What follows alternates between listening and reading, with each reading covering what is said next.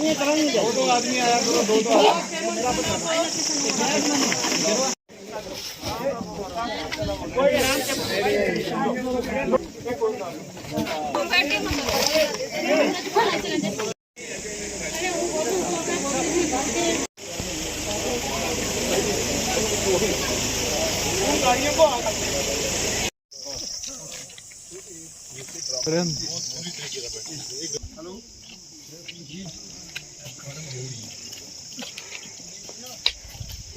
पानी नहीं दिए डॉक्टर कारण ये है कि रोड निकली है ना मोनो मेरी रोड ये वाली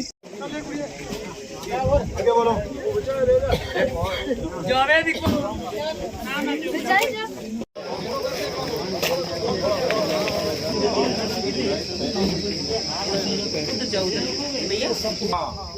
ये वाला पूरा करो ना तो हाल ही यहाँ मोहम्मद इरफान साना मोहम्मद शमी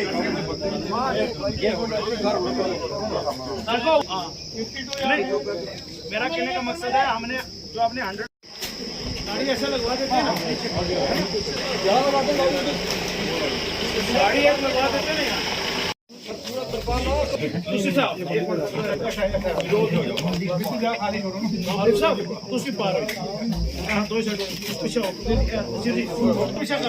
थोड़ा भाई जिसे नाम बोले लाइन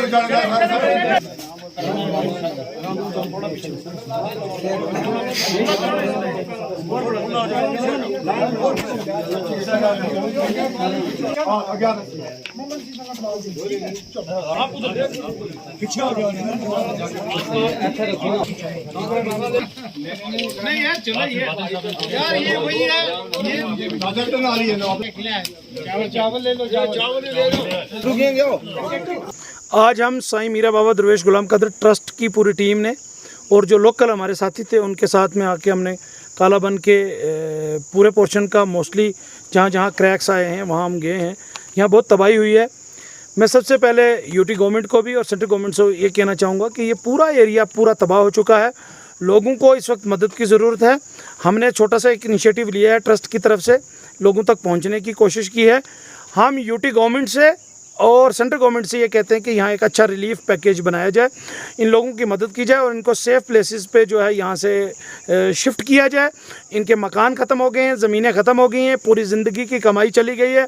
आने वाले जो नौजवान नस्ल के ज़िम्मेवार बच्चे यहाँ से बड़े होकर कल IAS अफसर बनते, KS अफसर बनते, वो भी मुतासर हुए हैं।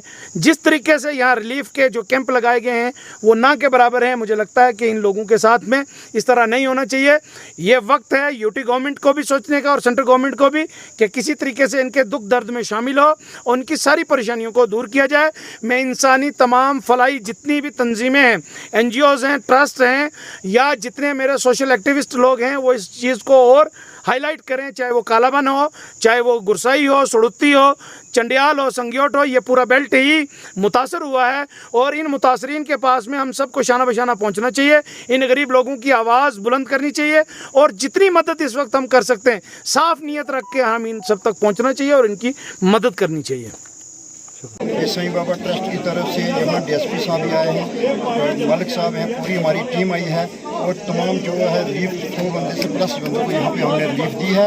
और नेक्स्ट भी हमारा यही प्लान है कि इसके बाद एक जो लिस्ट के बारे में पहले बोलूँगा। लिस्ट की जहाँ तक बात है कि जो लिस्ट तहसीलदार साहब के पास होगी उसके बगैर आज के बाद किसी को कुछ नहीं दिया जाएगा। ये क्लियर वाज़ियत मीडिया के सामने मैं कहना चाह रहा हूँ। दूसरी सबसे बड़ी बात है, इन लोगों का बहुत बड़ा नुकसान हुआ है। इनको सबसे पहले 5-5 मरले प्लाट देने के बजाय एक कनाल रकबा जो है मैं गवर्नमेंट से भी इल्तिजा करूंगा, मैं गवर्नर साहब से भी इल्तिजा करूंगा कि इनको एक कनाल जो है रकबा देकर इनका मकान तमाम किया जाए ताकि इन लोगों का रहन सहन। दूसरा सबसे बड़ी बात है, जहाँ जिस का मकान यहाँ पे डैमेज है हर घर में एक नौकरी होनी चाहिए। ये सबका फर्ज बनता है। इन लोगों का सब कुछ बह चुका है, माल मवेशी बह चुके हैं, इनका रहने सहने का इंतजाम जो है वो ख़त्म हो चुका है। और नेक्स्ट जो है अल्लाह के फजल करम से हमने एक यूथ बनाया हुआ है जिसकी सुधार जो है डॉक्टर साहब करेंगे। नेक्स्ट जब भी हम आएंगे न कैश लेके आएंगे और घर घर में देंगे, जिसकी लिस्ट का नाम होगा उसी को हम प्रोवाइड करेंगे। शुक्रिया अल्लाह।